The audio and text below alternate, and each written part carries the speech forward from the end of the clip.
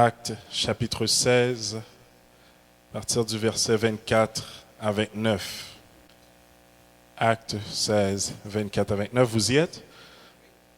Le geôlier, ayant reçu cet ordre, les jeta dans la prison intérieure et leur mit les ceps aux pieds. Vers le milieu de la nuit, Paul et Silas priaient et chantaient les louanges de Dieu, et les prisonniers les entendaient. Tout à coup, il se fit un grand tremblement de terre, en sorte que les fondements de la prison furent ébranlés. Au même instant, toutes les portes s'ouvrirent, et les liens de tous les prisonniers furent rompus. Le geôlier se réveilla, et lorsqu'il vit les portes de la prison ouvertes, il tira son épée et allait se tuer, pensant que les prisonniers s'étaient enfuis. Mais Paul cria d'une voix forte, « Ne te fais point de mal, nous sommes tous ici. » Alors le geôlier, ayant demandé de la lumière, entra précipitamment et se jeta tout tremblant aux pieds de Paul et de Silas. Amen. Vous pouvez vous asseoir. J'aimerais partager ce matin le réveil de l'esprit. Le réveil de l'esprit. La raison qui fait que Paul et Silas sont jetés en prison, ce n'est pas parce qu'ils ont fait un crime, ce n'est pas parce qu'ils ont fait quelque chose de mauvais. Au contraire, ils ont délivré une femme d'un esprit impur, d'un esprit mauvais. Ils ont fait une bonne action pour cette femme en retirant cet esprit mauvais d'elle. Et c'est la raison qui fait que la foule s'est soulevée contre eux. On a soulevé la foule contre eux. On les a chargés de coups et on les a jetés en prison. Il est important pour nous de comprendre que ce n'est pas parce qu'on fait quelque chose de bien, ce n'est pas parce qu'on prie pour des gens et qu'on intercède pour des gens qu'on ne va pas vivre une injustice. Ce n'est pas parce qu'on est chrétien qu'on ne vivrait pas une injustice. Et cela est la preuve. Ils furent jetés en prison à cause d'une bonne action. Être en prison est une chose. Mais lorsqu'on regarde le texte, et le texte nous dit que Paul et Silas priaient et chantaient au milieu de la nuit. Cela peut peut-être nous porter à nous poser toutes sortes de questions. Paul est un citoyen romain. J'ai juste mentionné ça. Il est un citoyen romain. Et il y a une loi romaine qui dit qu'un Romain ne peut pas être battu de verge.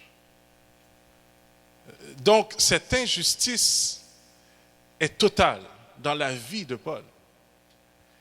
Et malgré toutes ces choses, il est jeté dans la prison. Malgré toute cette injustice, il est dans la prison. Et si l'auteur du texte avait simplement dit qu'il priait pendant la nuit, j'aurais peut-être eu l'hypothèse de voir que Paul et Silas priaient peut-être pour une délivrance, priaient peut-être pour que le Seigneur les sorte de cette situation. Ça serait normal, on le ferait tous. Dans une prison personnelle, on serait tous en train de dire, Seigneur, fais quelque chose. Seigneur, ouvre la porte. Seigneur, délivre-moi. Seigneur, si, Seigneur, ça. Mais l'auteur dit, il priait et il chantait les louanges. Dans l'injustice, il trouve la force de prier, de chanter les louanges de Dieu.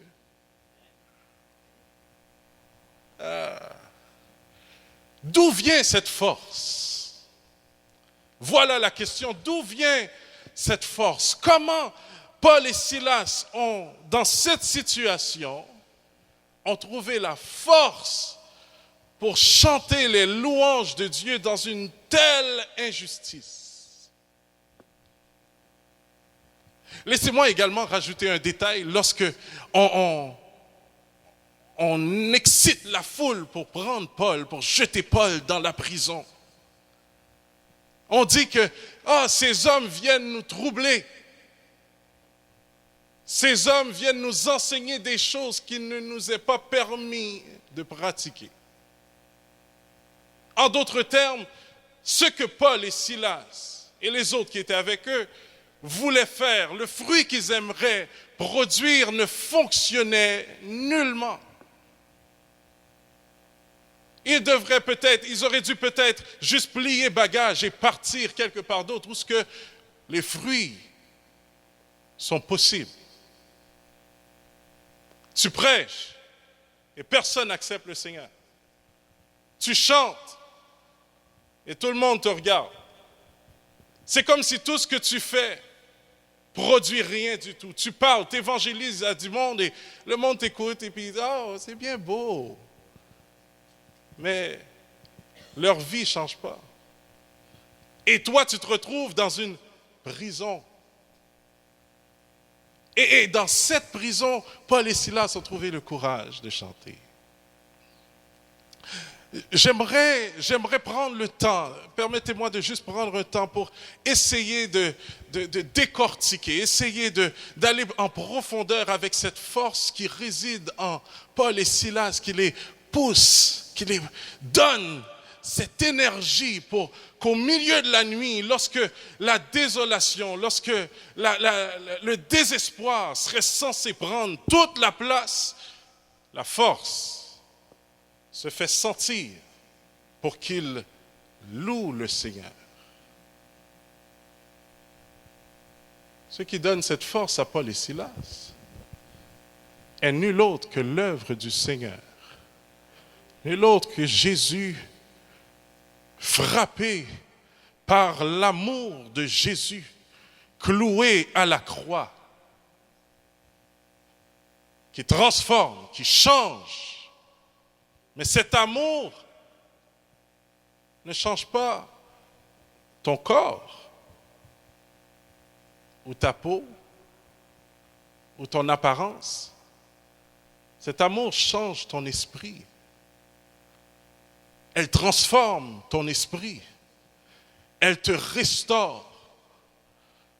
Elle fait un effet en toi qui te pousse à dire, mais ce que je pensais qui était vrai, ce que je pensais sur ce à quoi je m'appuyais n'était pas vraiment la solution. Je viens de trouver en Jésus quelque chose qui me donne la paix, qui me donne la joie, quelque chose qui change tout ce qui se passe dans ma vie. J'ai trouvé en Jésus quelque chose qui me fait du bien à l'intérieur, pas dans ma peau, à l'intérieur de moi. Donc, je veux me rapprocher. Si vous avez goûté que l'Éternel est bon, approchez-vous. Je veux m'approcher, je veux en avoir plus. Donc, je me rappelle que Jésus a dit, l'homme ne vivra pas de pain seulement, mais de toute parole qui sort de la bouche de Dieu. Je dois me nourrir de la parole de Dieu parce que je veux être plus fort, je veux grandir, je dois me nourrir de la parole de Dieu. Je vais m'approcher davantage de Dieu. Et je dois le faire avec mon esprit. Ce qui est en toi doit grandir. Tu dois devenir mature dans ton esprit. Et si je peux me permettre, j'aimerais juste emprunter peut-être les paroles de Jean-Baptiste. Lorsque Jean-Baptiste dit « Il faut qu'il croisse et que je diminue ». Et cette parole peut être appliquée également après notre repentance. Et dire, il faut que le Jésus en moi croisse et que moi, je diminue. Il faut que ce qu'il y a en moi croisse et que moi, je diminue. Vous savez, on ne peut pas grandir en mangeant seulement un jour dans la semaine. On ne peut pas seulement grandir en venant à l'église le dimanche matin et pendant toute la semaine, il n'y a aucun aspect spirituel, aucune nourriture spirituelle, rien de spirituel qui comprend pour grandir. Et je suis ferme sur cette parole afin qu'on puisse tous comprendre qu'il est impossible de grandir spirituellement dans la bonne direction en écoutant la parole, en chantant les chants de louange seulement le dimanche matin. Ton esprit vit et mange chaque jour. Ce qui est nécessaire pour nous de comprendre, c'est ce que notre esprit mange s'il ne mange pas la parole de Dieu. Donc à chaque jour, chaque matin tu te lèves, il y a des informations qui rentrent dans ton esprit. Toutes sortes de paroles rentrent dans ton esprit, façonnent ton esprit de toutes sortes de manières. Et tu les emmagasines. Tu les prends lundi, mardi, mercredi, tu regardes la télé, tu regardes les nouvelles et puis ça rentre dans ton esprit, ça fait un effet dans ton esprit. Tu regardes ton cellulaire, on t'envoie un message, on t'envoie ci, on parle au téléphone, toutes sortes de nouvelles viennent par des informations qu'on te communique et tout ça rentre dans ton esprit. Et mercredi, jeudi et vendredi, et dans tout ça, tu manges spirituellement. Lorsqu'on grandit spirituellement, lorsqu'on donne plus de place à notre esprit, lorsqu'on accepte réellement de dire « il faut que mon esprit croisse et que ma chair diminue », lorsqu'on donne la place à notre esprit et lundi matin, on cherche, on nourrit notre esprit. Mardi, l'Éternel est mon berger, je ne manquerai de rien. Il me fait reposer dans de verts pâturages. Il me dirige près des eaux. Mercredi, on chante les louanges de l'Éternel. Jeudi, on est constamment, c'est comme si notre esprit grandit. Et notre esprit vient devant certaines informations qui peuvent venir devant nous et dit non, pas toi. Non, pas toi. C'est ça que je veux. C'est ça que je veux. C'est ça que je veux manger. Et notre esprit arrivé à vendredi a soif du dimanche matin, a soif d'une louange, d'une adoration. Samedi, on a soif d'écouter la parole de Dieu parce que notre esprit a soif. Elle prend plus de place. Mais on laisse notre ignorance prendre la place. On donne plus d'importance à notre corps et ce qu'on ressent dans notre corps. Mais qu'en est-il de ton esprit? Prends soin de ton esprit. Tu sauras quoi faire lorsque les temps de prison, les temps d'angoisse, les temps de problèmes arrivent. Tu sauras quoi faire parce que ton esprit a grandi, ton esprit est mature, ton esprit est fort. On doit se nourrir de la parole pour des temps de solitude, pour les temps où notre chair est affectée. Et on doit donner la place à l'esprit. Jésus dit, Dieu est esprit. Il faut que ceux qui l'adorent l'adore en esprit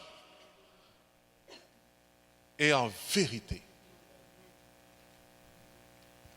Pas de chair, pas physiquement seulement, en esprit et en vérité. Ce qui veut dire, c'est mon esprit qui m'emmène ici ce matin.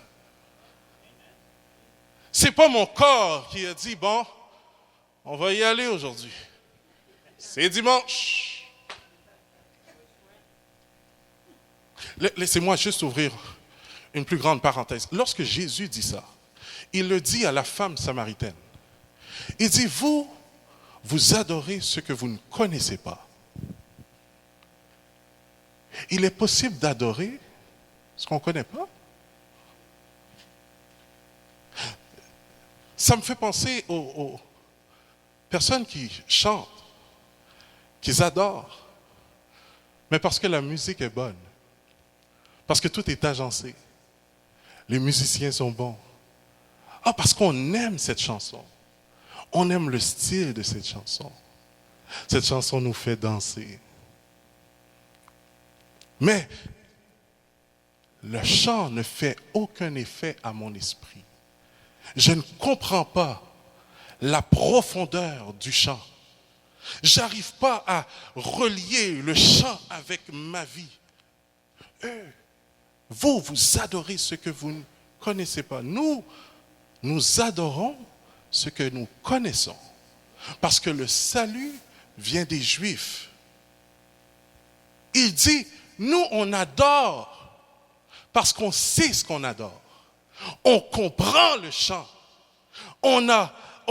Elle fait partie de notre histoire. Elle fait partie de ce qu'on nous a appris. Ce qui ressemble à des personnes que depuis leur jeune âge, depuis leur enfance, depuis le plus longtemps qu'ils se rappellent, ils se souviennent que leurs parents les emmenaient à l'église. Ils connaissent les chants. Ils savent qu'est-ce que les chants veulent dire. Ils savent faire les relations. C'est comme si je chante le chant parce que je suis habitué de chanter le chant. Je le connais par cœur parce qu'on me l'a appris, on me l'a expliqué. Je sais ce que je chante. Nous adorons ce que nous connaissons. Mais lorsqu'on regarde bien la parole, lorsqu'on regarde bien l'intervention de Jésus, Jésus dit, vous adorez ce que vous ne connaissez pas. Et c'est pas ça. Nous adorons ce que nous connaissons. Mais c'est toujours pas ça. Oh, alléluia. Ok, je me calme. Vous adorez ce que vous connaissez pas. Nous, on adore ce que nous connaissons. Mais c'est pas ça. C'est pas une question de routine. C'est pas une question de venir et puis juste chanter parce que je connais les chants, parce que j'ai une belle voix. C'est pas juste une question de ça. C'est pas juste une question de ce que tu sais, parce que tu es délivré, parce que tu crois que tu es sauvé. Et puis, non, le temps vient, et elle est déjà venue, où les vrais adorateurs adoreront le Père en esprit et en vérité. Ce sont là les adorateurs que le Seigneur demande. Ce qui veut dire que ce qui t'a poussé à venir ici ce matin, pour rencontrer le Seigneur, pour avoir une adoration réelle, c'est ton esprit, c'est pas ton corps. Ton corps t'aurait dit, écoute, on reste juste 30 minutes de plus sur le lit. Ton corps t'aurait dit, écoute, pour tout ce qui se passe dans notre vie, ça vaut pas la peine. Ton corps t'aurait dit, mais avec tout le mal que je me suis fait pendant toute la semaine, mon corps ne répond pas, mais la chair est faible. L'esprit est bien disposé. Ton esprit t'a poussé à prendre ton véhicule et venir à l'église parce qu'il mérite la gloire. C'est ton esprit qui parle à ton corps et même à ton âme pour dire, mon âme, retourne à ton repos, car l'Éternel t'a fait du bien. Ton esprit doit prendre toute la place. Lorsque j'adore mon esprit, écoutez ici,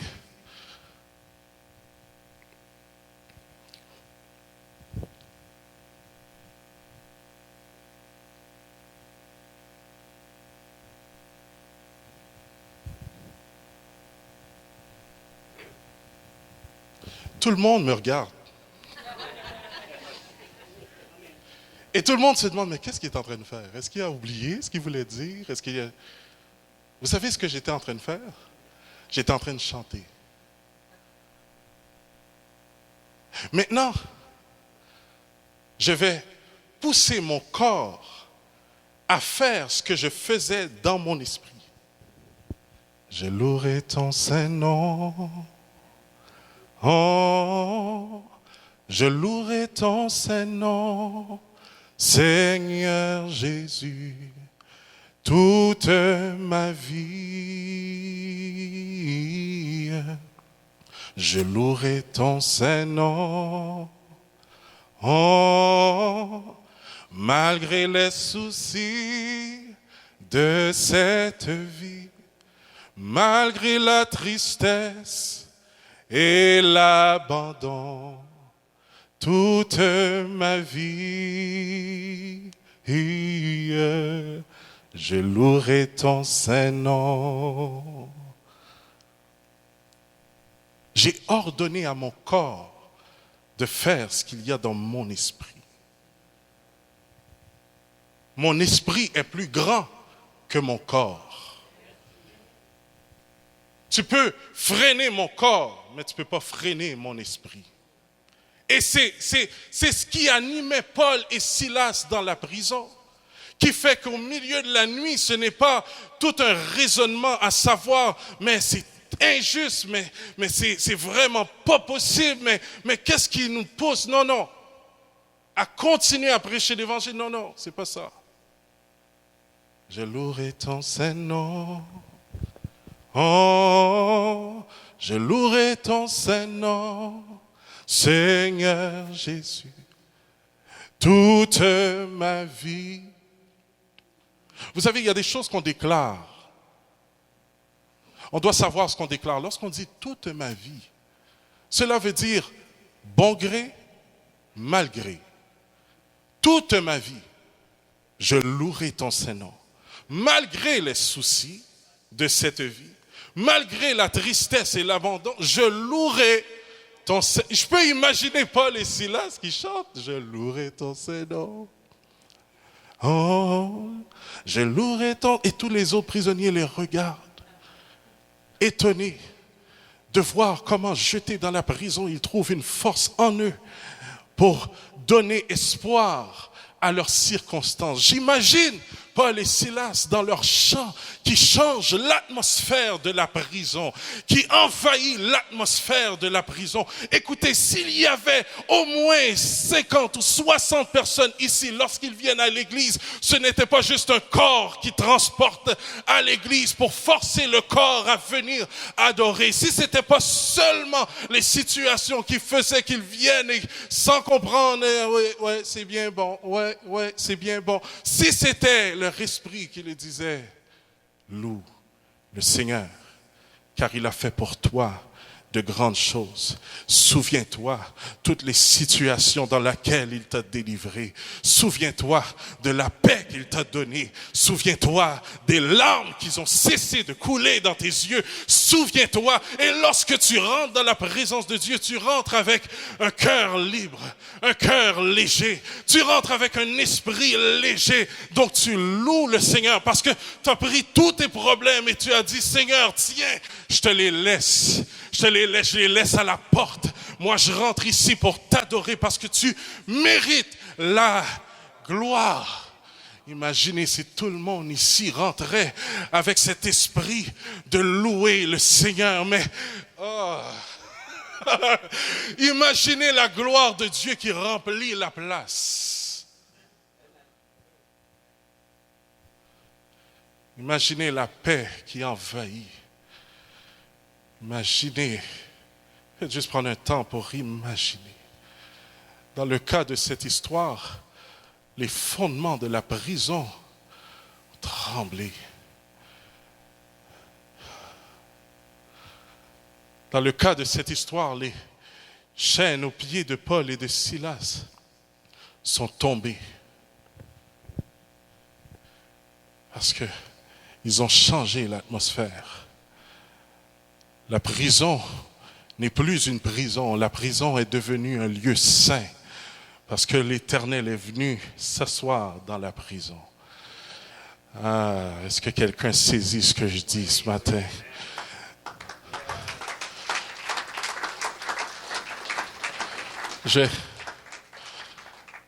Écoutez, voici ce qui m'a frappé dans l'histoire. Parce que à chaque fois que j'entends un pasteur ou un prédicateur prêcher sur l'histoire, on met l'emphase sur ce tremblement, sur la louange et ce tremblement, l'effet de la louange et le tremblement de la prison et les chaînes qui cassent.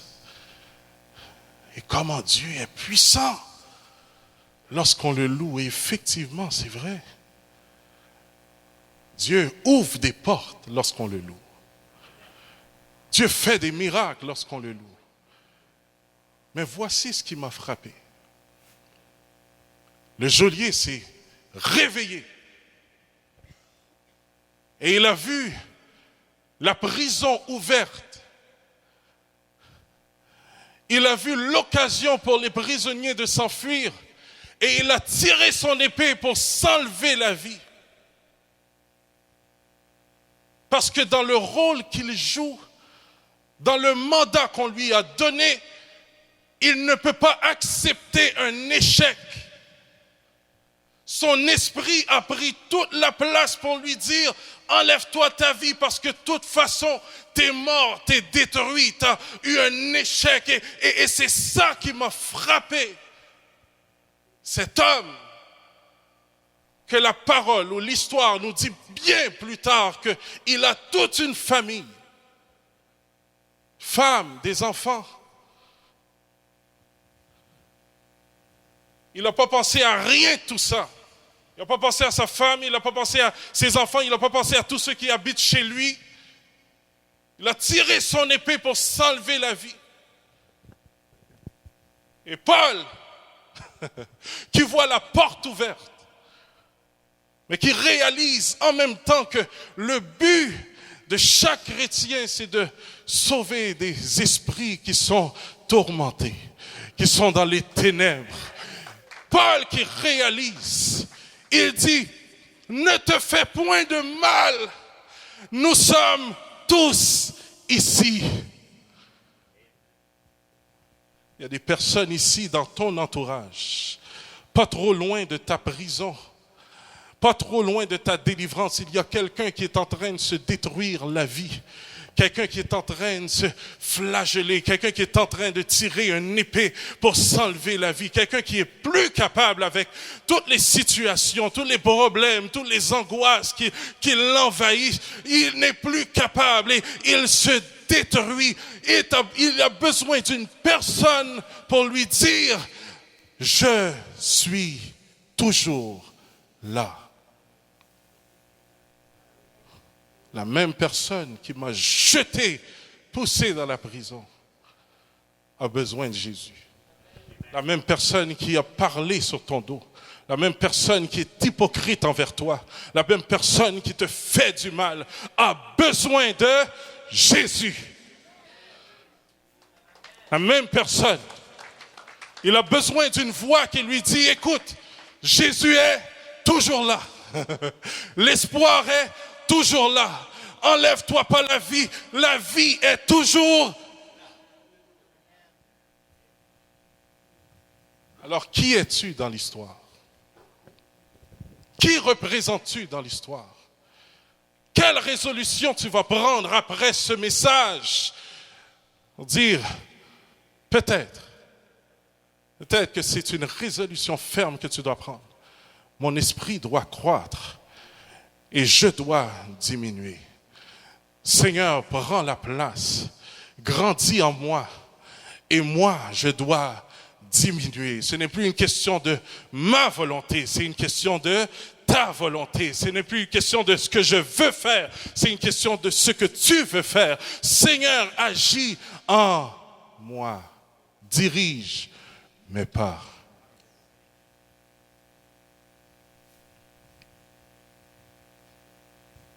Qui est capable de chanter la situation dans laquelle tu te retrouves?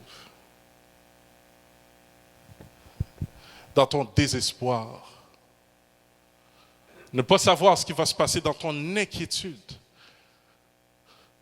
Tout à l'heure, on chantait « Je ne suis plus esclave de la peur ». Dans ta peur de ce qui va se passer demain, dans ta peur de ne pas savoir comment gérer demain, qui va ouvrir la bouche? Peut-être pour dire « Parce qu'il vit, je n'ai rien à craindre, mes lendemains sont assurés entre ses mains. Il tient ma vie pour ce temps et l'éternité. Je sais. Est-ce qu'il y a quelqu'un qui peut juste chanter ça avec conviction? Chante-le pas parce que je le chante. Chante-le pas parce que je te dis que c'est un chant que tu devrais chanter. Chante-le parce que c'est ta vie, c'est ton témoignage. Regarde même pas qui est assis à ta droite ou à ta gauche. Regarde même pas ce que les autres peuvent penser. Mais fais juste « Parce qu'il vit, je n'ai rien à craindre. Mes lendemains sont assurés entre ses mains. Il tient ma vie pour ce temps et l'éternité. Je sais qu'il... Laisse pas la fatigue te garder assis. Laisse pas la fatigue ou les problèmes de la vie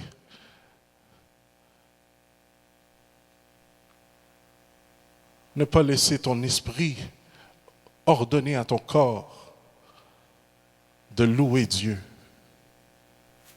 Parce qu'il lui, je n'ai rien à craindre. Alléluia. Mes lendemains sont assis entre ses mains.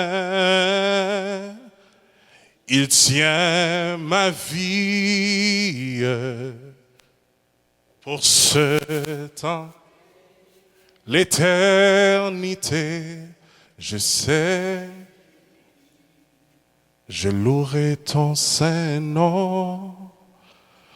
Oh, je louerai ton saint nom, Seigneur Jésus, toute ma vie.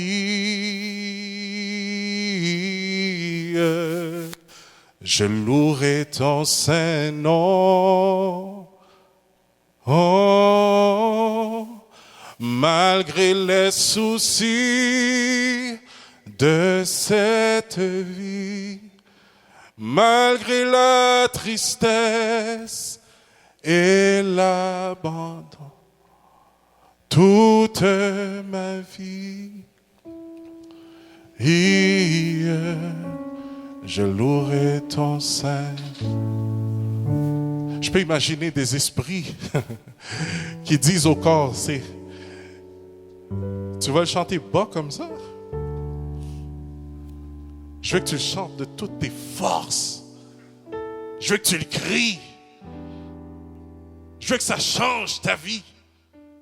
Je veux que finalement tu sois libéré.